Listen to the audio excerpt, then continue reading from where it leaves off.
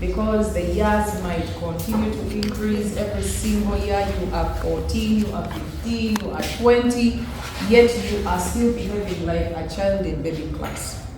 Some of you, your parents are still behaving like they're in senior one because they've not taken on what we call personal. And the topic that I was given is in that topic of personal growth. We are going to talk about soft skills. Okay. Soft skills are usually in sisterhood with hard skills. Hard skills are the ones that we know, the common skills. These are things that you are going to learn in class. The things you're going to learn and be qualified in. There are things you're going to learn because you've gone through that certain experience. So someone is going to tell you, for example, do you know how to make donuts? And you're like, I know. So making donuts with your hands especially is a hard skill because you sat in a training and you are able to get that knowledge. You are going to be qualified in medicine, for example. So you being a medical doctor, that is a hard skill because you went through that training, you went through that course, and today you are technical when it comes to medicine. But the soft skills that we badly need, especially the UMA, it's very unfortunate that there is no classroom. There is no lecture room. There is no, apart from Al-Hidayah camp that is remembering to bring us this kind of information, there is no specific classroom that is going to sit you and teach you soft skills. Most of them we just realize later on that, hey, I don't know how to speak to people. Senior 6, university, yet you are you could have learned or you could have taken more attention at an earlier stage. So the reason we are here, we are going to learn those skills that we need to be able to survive between each other. So soft skills are simply skills. They are not very tangible. You cannot touch them, but they are going to help you be able to relate with every other person in harmony. In harmony. So regardless of whether you are not, you don't feel like somebody, you might be able to have a relationship with that person, and you are able to set a target and get it because you are able to relate with that person. So soft skills are simply, some of them are natural. Some of them are natural skills. They're usually related to our talents. You are born a joyful person, you are born a leader in some way, you are born a friendly person, you are born, some people are cooks, or they love taking care of people. They enjoy looking at people who are eating. There are people who cannot sit until when everybody has eaten. Okay? So it is some sort of a natural endowment. But here, today we are going to ensure that at least we can be able to pick some few skills that we can add to those airs that we have. Because why do we need soft skills? The truth is all of us have the natural or the hard skills. And all of us are going to go through school and we are going to excel. Most of us are seated in a classroom and we are getting the same knowledge from the same teachers. We are all passing. But the difference between you and your neighbor in your classroom or your place of work or wherever, or even in the neighborhood, is that additional soft skill. You just look at this scenario whereby we have finished school, or it is senior 6 vacation, and we have got an interview for a certain job. And 6 of us have been shortlisted. Shortlisted, it means you've been given an opportunity at that job. But you're 6. You've given in your papers, all of you are qualified, you have given in your credentials, all of you are capable, but the panel wants to pick 1 or 2 people out of the 6. Okay? So, this panel is not going to waste a lot of time on this one has S, because maybe the 6, all of you have a first class degree or second class upper. But they want to choose who beats the 6.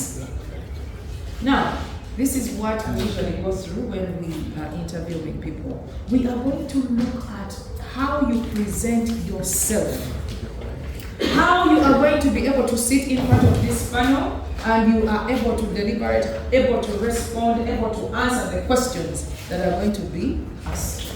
And this is how you are going to win the 6. Yet all of you have presented the best results for the job. Now, interpersonal skills are very, very key. Today we have a very, very important skill that is lacking in our community, and that is communication skill.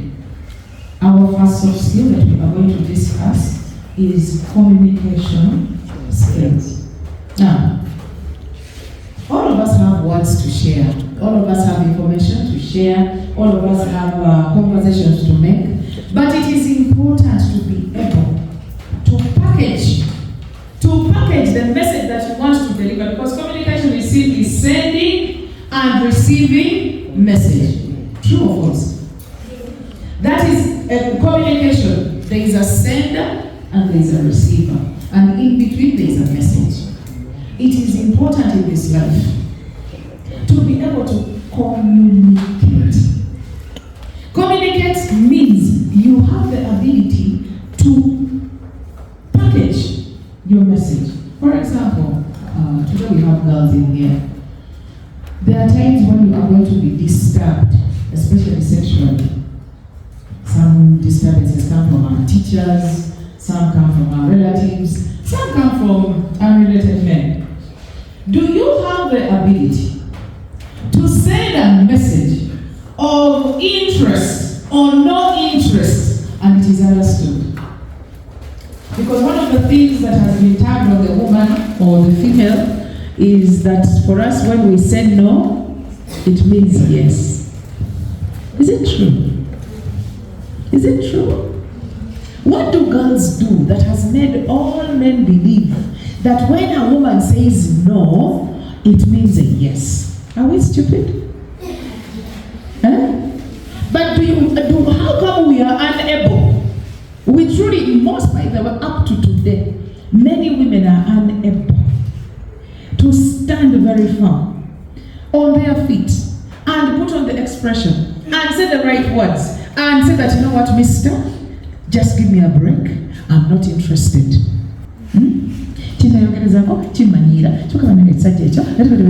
But the no is nowhere. What do you think is wrong when we are sending off that person? I want 2 people to tell me, what do girls do wrong? I want someone who has experienced, who has said no to a man. Anyone who has said no to a boy. It is only me. Eh? What? They've not disturbed you. Or you are ashamed, eh? You mean they've not said, God, like you're beautiful, you see, I'll die with you, we shall go together in the kaburi, eh? I will love you until that Victoria dies. You think those things have gone off? There's no boy at all. Have you said, you've said yes to all of them? Have you said no? I want you to tell me, please express your no to these people. Maybe they will learn something from you. Because most of them, they've said no, but the other people believe they're saying yes. Assalamu alaikum wa rahmatullahi wa barakatuh. When your first expression and the acts you are doing does not match what you are saying, you may say no, this no, but you may say no looking straight in his eyes and tell him no, I'm not interested. But you may say no when you are looking, okay, when you are looking down, when you are looking inside, that no, you said no, this no, that. Yes. What I picked from her expression, number 1 is eye contact.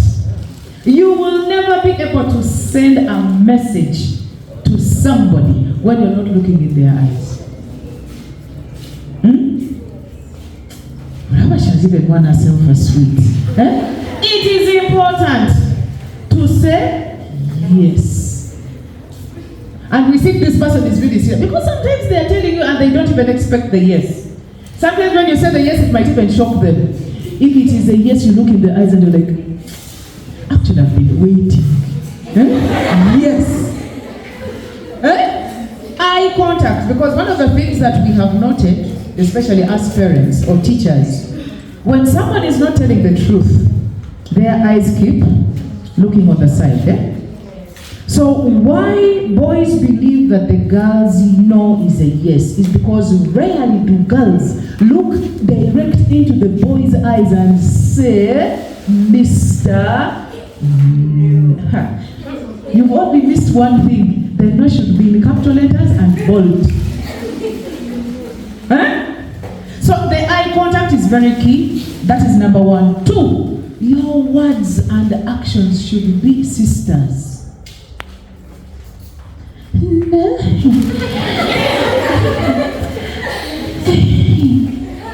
The no should be, I don't know which kind of expression of course you don't look like a monster, but you should be very serious. No matter the answer, because sometimes it should be yes. We are just getting the example of maybe you're not ready for a relationship. But sometimes it is a yes. And the yes has to come out very clearly. And you say, yes. You know I love you. Oh, you love me? Yes.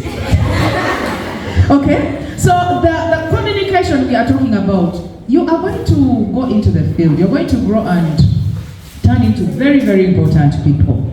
There are certain offers that are going to be given to you along the way. Some of them are going to be jobs. Sometimes they're going to be money packages. Someone comes and wants to bribe you or give you a package. Some of them are going to be presents. Some presents usually even something you've worked for, but someone comes out of the blue and gives you an iPhone. An iPhone from nowhere. And you're like, what do you do? Communication.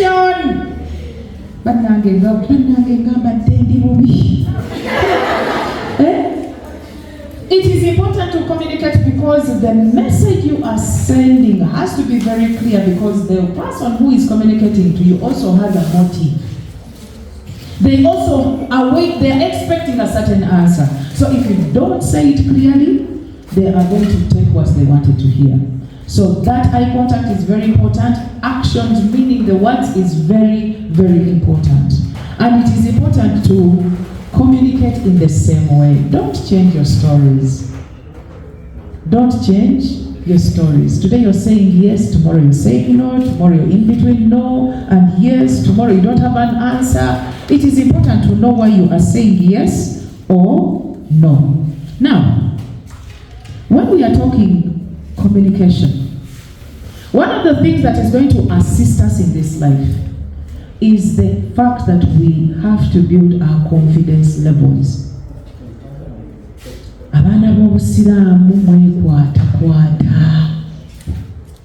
It is very sad that even in the things that you know, in the things that you're experts in, do you know where we usually observe from? We look at you when you come in halls, for example. Someone leaves the front seat and goes at the back. That is a sign of lack of confidence. Why do you leave the cream for other people, yet you were the first here? It means when it is even time for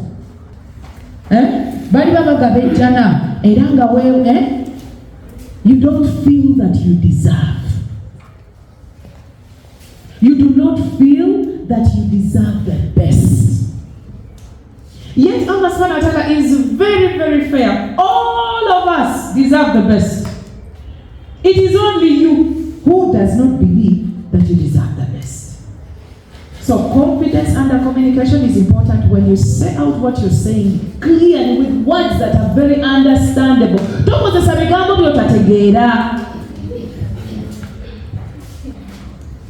That is why even when we are learning our deen, they tell you after swala, Also make dua muchi. Because maybe the part of the swala in Arabic you are not yet fully in full translation. Naenda kwa mukasondo gambe ya Allah.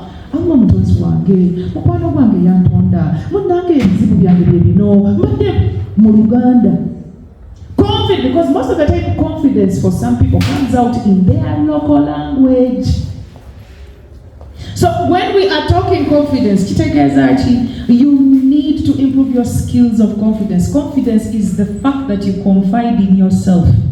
You every day tell yourself good words. Wadendi kampi na yesinze nsingayo. What the sinaba chemistry na chanta wanyana sinze nsembayo atembiso. Every single day you confide in yourself, you tell yourself that you are going to be able and you can. Because confidence starts with them saying that, Jangu, come, can you give us the answer? And you're like, put up your hand. When we send people to put up their hands, it's like you told them to carry a ton of something in their hands. Confidence begins in you confiding in yourself. Ntinze nange kangezeko nkisobola bali tebalina nnyo tebansinga. Okay, so communication requires us to be very confident. Actually, there are times, for example, in a panel, when you're in an interview, where you might be able to be confident even when you don't know. Nabagamba nti ekibuuzo ekyo kyemubuuziza sikimanyi kisoboka okumpaayo ekirala. I don't know if you follow quizzes or competitions on radios and what. Someone is like, even the fact that you can say echo chikoze echi chinemye is a sign of confidence. But we have people in this life who do not know that they don't know. But you acknowledging echo sichimani is a sign of confidence. So when we are communicating, it is very, very important to be confident. Number 2, we are going to need to learn to speak publicly.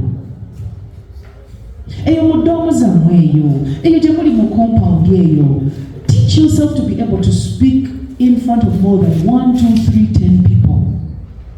Because the world we are going into is becoming so big. You no longer cannot do anything without interacting with very many people. Even though it is a shop. I have a neighbor at my home, she has a shop, just near my fence. But this lady has been able to attract every woman on the village. People pass to other shops and they come to her shop. She has the ability to speak to every single person. Teach yourselves at home. I don't know how many you are at home. Sit them there. Put it you formulate some speech or kutubo something. Teach yourself to be able to interact with as many people as possible, because that is where the money has gone. No one is going to look for you where you are. People want to attach to people they have listened to, they have seen.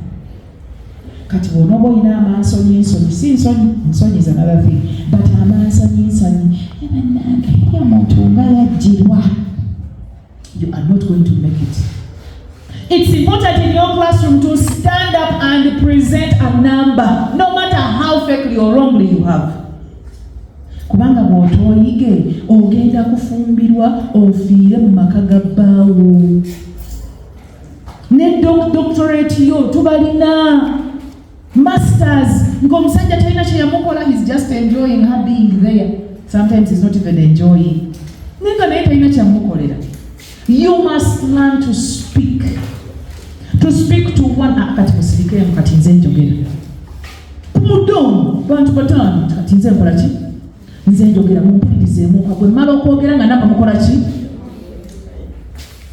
Because life is about how many people believe in what you are saying. How many people believe in the service that you are providing? How many people can attach to your kind of group? We are on social media, we are on it is about the follows. Tatu tubikolera. This is an Hidayah Foundation. The more people come into our platform, the better for us. Because then they can be able to know what we can offer. Olina okuyiga okwogera mu bantu, ojja kutuuka ku mukolo gwa graduation. It happens, very common. Tukati twagala kufuna speech ya mugole. Mama, where can I start from? How do you like a graduate? Who graduate? Because usually we finish school and time passes and then we graduate. But for all that time, you have not got a few minutes to sit down and think of the things you're going to talk about to people.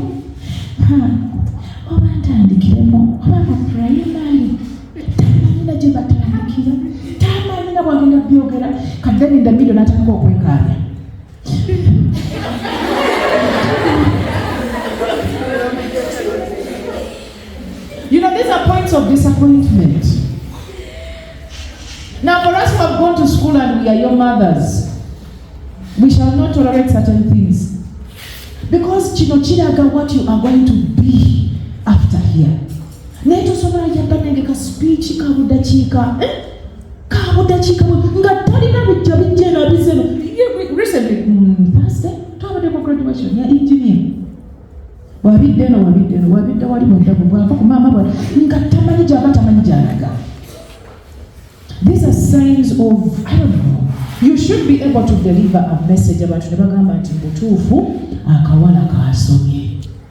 Akawala kakoze ki? Kasomye. So we need to learn to organize ourselves as we're speaking to people and then kongeda kawa kutabani wange. A speech of 10 or 15 minutes or even less. All right? So communication it's important to have mutual respect. When we are communicating with people, when you are speaking, before you finish, someone wants to speak also.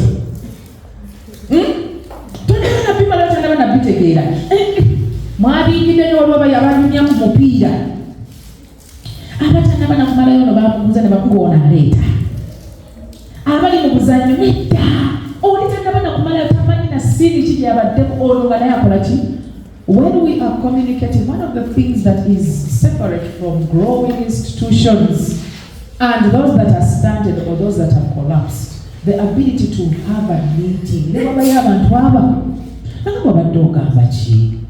Go on, what's your name? Aisha baddoga abachi. Aisha n'omuwa obudde n'ayogera kyagamba. Otu mubadde ogamba nange mbadde ngamba. Aisha nange nemukola ki? Nemugamba kye mbadde ngamba. Olabye nno kati. Between the two contributions, there are places we agree. But when we don't listen to each other, at the end of it all, we are saying the same things. Do you have people in leadership here? Leaders here? At universities, at schools, okay? You have meetings? Yes. Do you have this challenge? Yes. Chairperson tanda bakumaliriza? Ati kinyo mu meetings at the zone siram. Secretary tanda bakumaliriza? Because at the end of the meeting, mugenda okulaba nga muli ku kintu kikadde. Ng'ekipya oba ekikulu tekukikuteeko. Mutual respect in communication is very, very key. We need to listen to each other so that we can be able to come to agreement for that way that this even follows in marriage. Who is married here? Any married university student? Bye, Tebase, Chichima, muchali bato. Muchali bato. Okay. Tujja kubala. Mumufumo, batata bamwe, ne bamama bamwe. Tata. Put on this. The triangle expression. Take up expression emeri aloof. Kati mama bambi. Kaina kasonga. Oluka kwatana mugwe n'anoonya wakayisiza n'awabula. Nga totali bw'ati. kugamba yena alingechi alingejiinja kati tubeera ne maama batanababitegeera nga byabuubuusa dawuliriyewo ebigambo biyitire kunyenyonyoza tombuulira ekitwe basajja muli bajoziku talina kutegeera babongera ku mwana we babongera kumugamba nga yagwe n'asooka akomyawo nze nakuva owawasa kisajja gwe nze nasaagala nakuwulira okamaka kati mutual respect. It is a skill. To the extent even when we are still in school, it is important to listen to your teacher. When we are in the classroom, it is important to listen to how the teacher begins a topic and where the topic ends. It's going to contribute to your failure. Of course, you never tell your neighbor, help your neighbor appreciate it. So it's important to listen to each other. It's one of the things that is really disturbing us. Number two. Say skill yokubiri, soft skill and interpersonal skills. Tulina intra ne inter. Now that interpersonal skills, these are skills that help us manage ourselves. You need to learn to manage yourself. What is self-management? Because we are all going to be taken away from the people who are our guardians, our authority, our parents, our husbands. There are times when you are going to be in positions where you have to make a decision. Are your parents here? Are your guardians here? Some of you came here, your elder sisters didn't come. Or you are here alone, yet at home you are around 6. It is important to have the ability to manage yourself, especially in places where you seem to be alone. Why? Because Shaitan loves people who are gone away from the familiar places. Ojafuno omuli nga gwe baasa. Baasa wachi? Wesomero. Ngesente bazireeta ne bazikwasa ne bazifuna mbanga n'ozitwala n'ozijjayo. Nga gw'obeera nazo bw'oti. The ability of you not picking any coin or not ku sente ezo is self-management. Kubanga ne bw'otoolako osobola okujja eno n'oteekawo ky'oyagala n'obalansinga era ne bw'otukolejje nakumanya. The ability for you to stay chaste. Alright, we hope that you've not slept with anybody. But there are places where you're going to go and you can freely sleep with anyone. Mugenda mu camp. Ne mugenda mu Smanya field retreat. Siba chiri. Twagenda mu social. For us we used to go for, who has gone for prom? One person. May went for 3. We had 2 in Olepo and 1 in HSC. Twagenda twazinako n'abalenzi b'ebuddo, ne tuzinako n'abalenzi b'ennamiryango, ne tuzinako n'abalenzi b'emweri. Now that is my stage. Kuzina nno kuli kwennyini. Okuzina kumanyi. Like close, eh? Because there were times when they used to put on slow music. Buli omu abagala okubigezaako but out of all that experience, your ability to not now out of the group, there are people who extended the social into other things. What is a word from those boys who were nothing? By the way, they were very nothing then.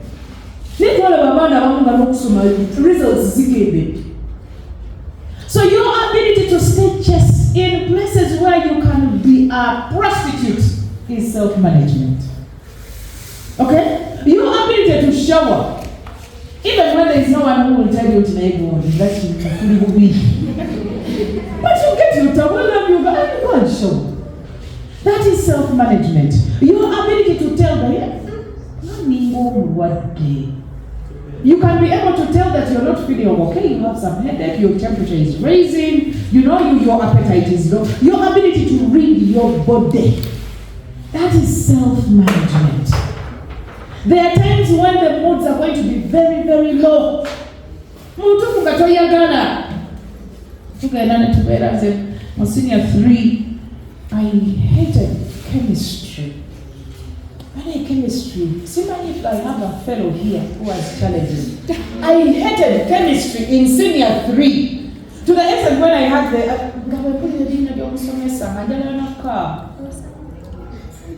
but I had to push myself through the chemistry lessons up to senior 4 because it was a compulsory subject. Do you have the ability to push yourself?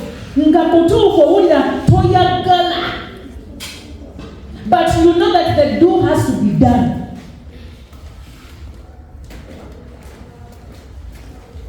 This is one with the examples of waking up when the bed is still very warm. And you're like, because you can't say that I'm sick. What about you can't send him road.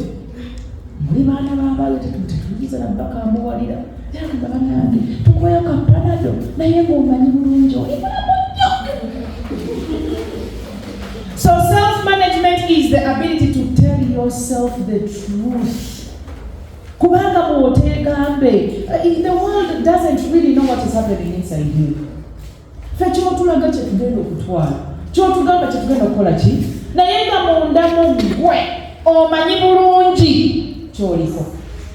So when we are talking self-management,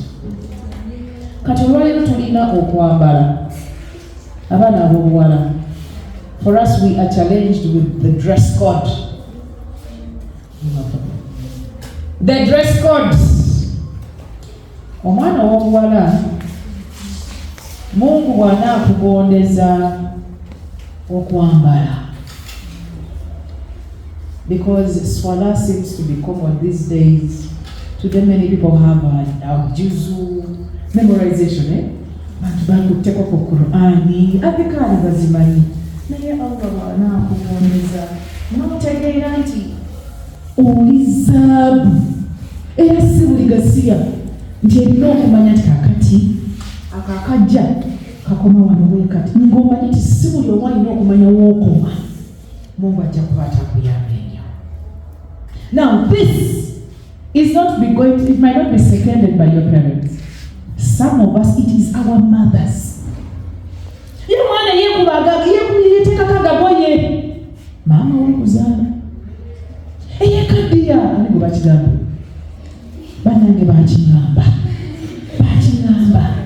kati nze nafuna challenge nze hijabu nakitegerera ku university first year second semester when nategerera Mungu alina gye yantambuza bwati banga ffe tetuwava essomero lyaffe nga tetuwambala hijabu kaffe tujambala ku jjuma mwebikako ku ki nenkuyidi otulaba tubeebika tusiba ebihiipu naye bwenende makerere Allah blessed me. I slept with a girl. Ate kuba she had the background of hijab nga teyabitegeera. So she had a book. Something small era banage. One of the skills that sinaba kutuukayo, one of the skills that we need to improve is writing. Weemanyiza okuwandiika ebintu ebirungi, especially your thoughts. Your thoughts could help somebody.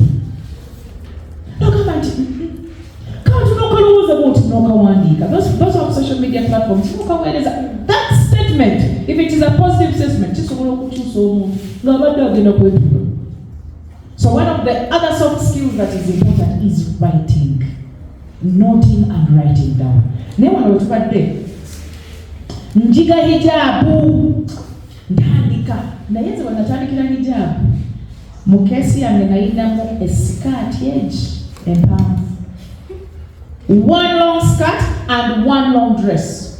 Esikati zona zali mpale nalisambala mimi mbale zonna bazali asatu bazali meka nga nyingi nesati ki empanvu. Kati ntegera hijabu ama yansasira skati yange yali ya bulaka kati ntege empale zonna nazisazaamu bwenti. Bane this is self management. Tata wange taliiwo, mama wange taliiwo, baganda bange tebaliiwo. Naye munda munze. Neneekolamu omulimu. Empale zo zonna nenzizinga zonna. Netaliko okwambala sikaati ya bbulaaka. Nga nkyusa saati. Nga nkyusa ki? Saati kati wanamanyi nti gye nabaddemu sikaati. Gye ndimu ki? Kati ku Friday nga lwe nyambala ekiteeteeyi kyange. Naye ntuuka okufumbirwa. Olwo nga batandise okumanyira nteekako akakaaya. I remember one of my aunties called me to contribute okumpa yali agenda kumpa engatta ampe n'ensawo ampe ne ssente. Zaayi ojja kujja. Naye namanyi kati kiwalabbe. Kati yali ogenda kuteekako ebintu. My auntie and a favorite auntie anjagala nnyo. Nagambeera kati yali ogenda kwebikkako ebintu mwana gwe nga biringa ng'oba ebiki. So you have to have that skill of managing. That is your ability to stand ku values zo ng'omuwala w'omusiraamu ng'omwana alina gy'ava. Kubanga abantu abagira bwe bati be batalina gye bava. Fe abalina gye tuva tuswala. Taata bw'anansanga, maama bw'anansanga, teacher wange bw'anansanga, because some of us are schools mean a lot to us. Nga teacher wabo leero sikyasobola genda ku mukolo nga tekuliko omusomesa wange. So interpersonal skills, that is your ability to manage yourself. Natumaliriza teamwork skills. Teamwork.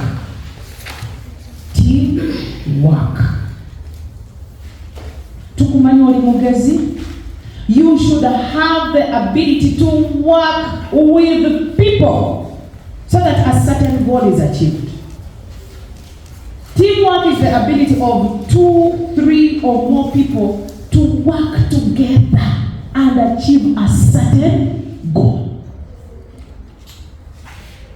Tukusaba wadde oli mugezi nnyo kkiriza n'abalala bakuwa ebirowoozo byawe.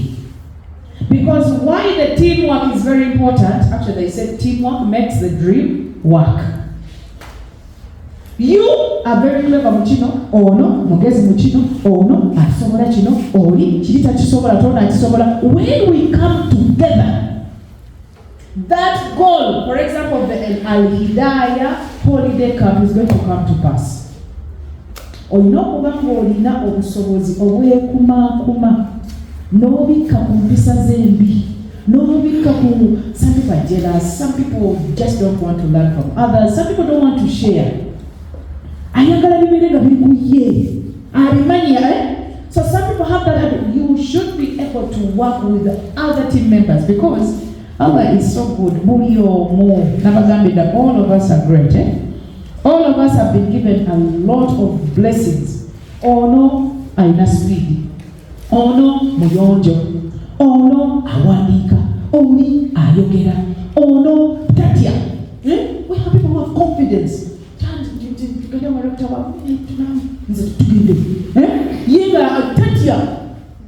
So when we are able to come together as that group, a lot of community issues are going to be solved. So to Gamanti, when the team has to work, when we are in a team, it's important to have active listening. Communication. Active listening is your ability to listen and pick.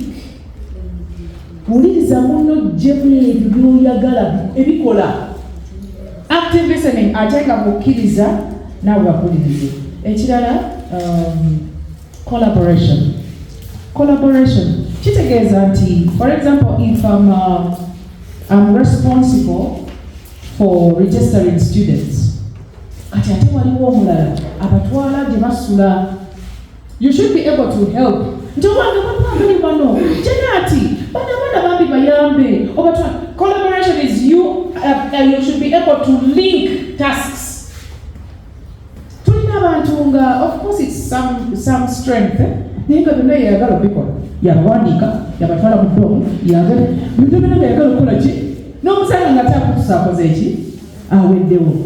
is a beautiful thing to collaborate.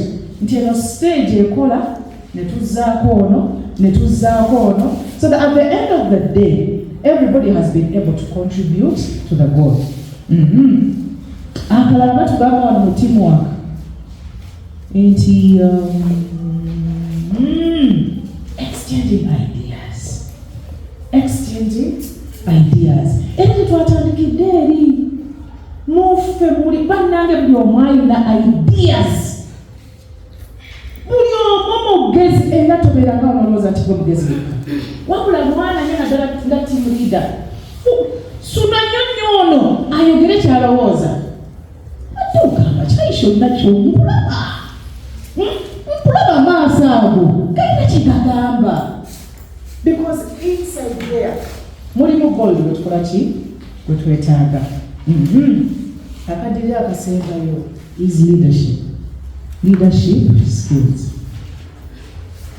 Akati leadership begins with you. Interpersonal, you should be able to lead yourself. Bw'onooba osobodde okwekulembera nga n'ogenda mu bifo ebituufu, you go to the right places at the right time and then most likely with the right people. Ogenda kuyamba abantu nabo basobole okugoberera bagende mu bifo ebituufu mu budde obutuufu. Emirundi egisinga eyo tukolerayo bituufu. So leadership is simply you being able to attract. No sikiriza banno okukwegattako mu bituno byakusaagasaaga bwe bityo. Ogenda okulaba osituse bwoti olina kubyo olinakulanga balala bajja. Who would like that? Nga mugenda muswala simu nyegenyege omukwata akadomolako ogenda okulaba nga n'omulala akoze eki. That is some skill. Bakubira ngu simanya biki will be a member of parliament ate yakomyewo nga takyamanyi gye bamulonda kati mu birala. But we are talking of leadership skills, your ability to lead yourself and then help others follow you, especially when we are doing something right. Kati mu leadership awo tulinawo management, tulinawo generosity, okubanga ogaba. Basiramu muli bakodo. Babeka wano nga wabagenda mu jjuma otwala binusu. Wabagenda mu jjuma wuuyo ow'amazima yekka nayogedde.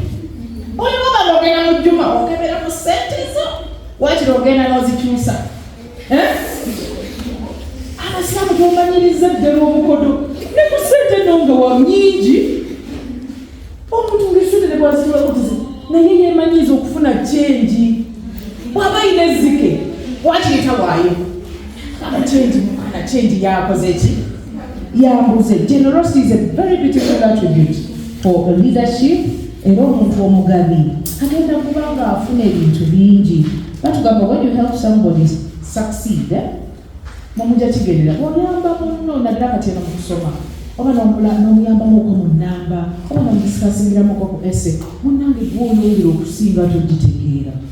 When you help someone succeed, you too are going to succeed even more.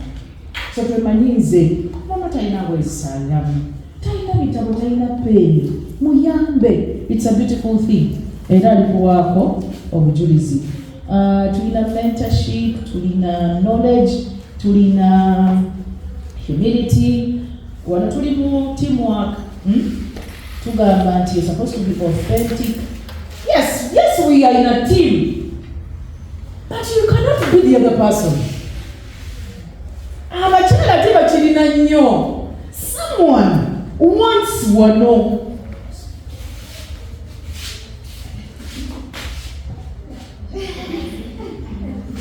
Ekyo kirina mu bakyala. Uli mwayagala. So nga mwana wattu tetuyoke. Atuyoke. Otudde, n'ona atudde, n'oli atudde. So it is very, very important. Don't compete where there is competition. Competition is not necessary sometimes. Just do yourself. Let us be ourselves. Authenticity. Chayo that natural katuna chiyakuwa. Ensegenda ku celebrating gira ekyo. Eta mwana adduka atya. Nange nja bidduka. Okera kuyingira ekisaawe. Oserera ng'okutuka kaki. Akambala atya kakayi. yako nakikenja okwambula omuntu nabirawo ng'afiira kaki ebibinga basanga ne mupoligami. Women don't know that they are authentic. Abantu bajja tukaba Asha ddala bw'obeera ne zaayi nkabuuza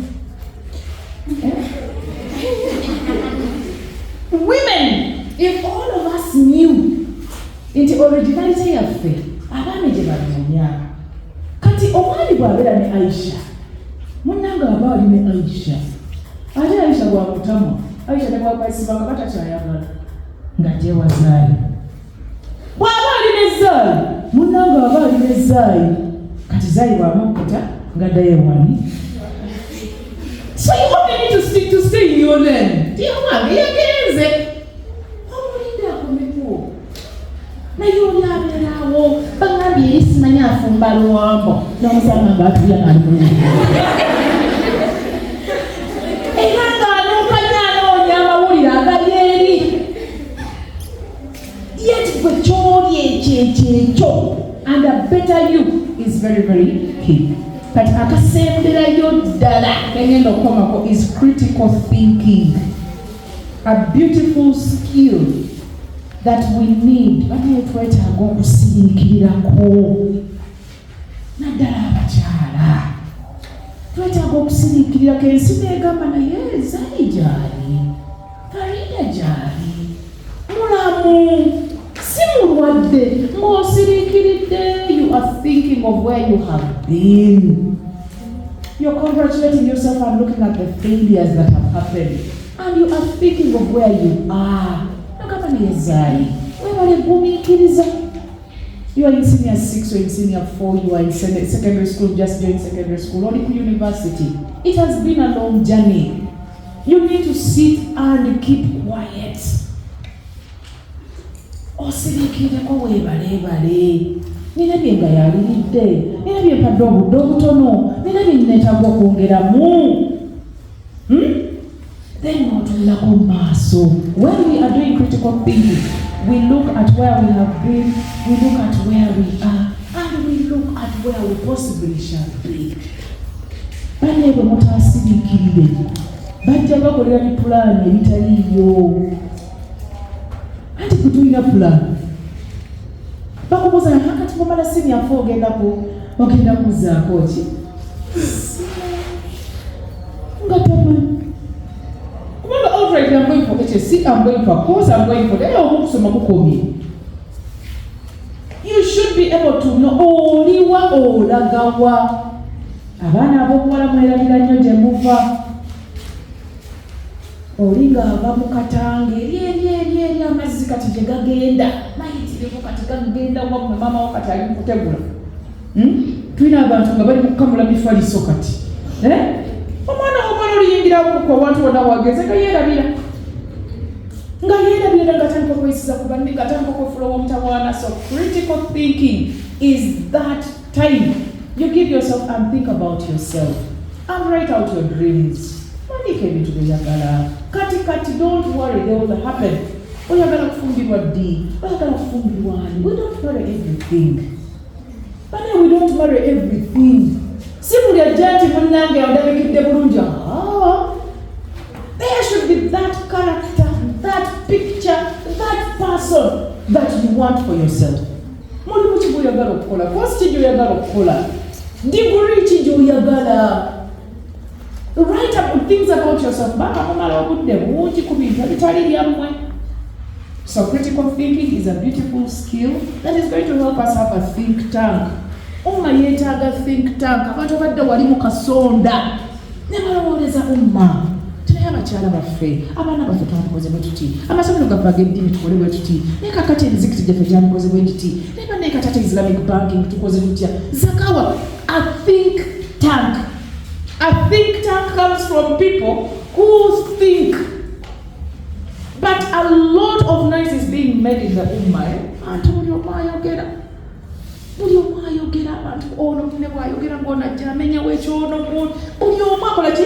So we need to have that skill of okusirikirako.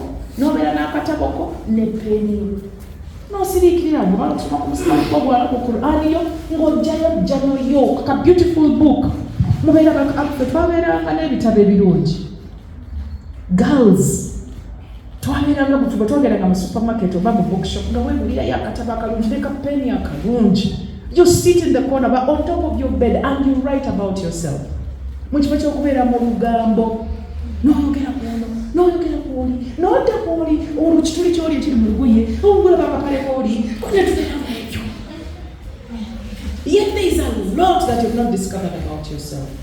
So I want to stop here because there are so many skills that we can talk about. Naye ekinsonga ebadde enkulu nti ebintu bingi togenda biyigira ebigenda okuyamba mu bulamu bwo. You will not learn them from class. Recently I was talking to my daughter. Yabadde agamba ki kyabadde ki kino batukiteekewo ne mugamba maama era tuddeyo asomera ku tasniimu. Kyogamba era tuddeyo ku tasniimu. Ayadde ngamba maama engato zo zino tuzikuuteko. Ne mugamba tuddeyo era mu tasniimu bakusomese. Because that is now you thinking and like engato za maama zino zitakukola ki okulongoosaako. So the skills we are talking about are those things you are not going to learn from the classroom. Go and read more, go and find out more, go and add on other things. Ebigenda okutuyamba okukolagana obulungi n'abantu n'okuwangaaza emikwano n'amaka. Simanyi oba ninayo akabuuzo, but I have only 1 minute to 1 p.m. Neyanziza nnyo. Assalamu alaikum wa rahmatullah.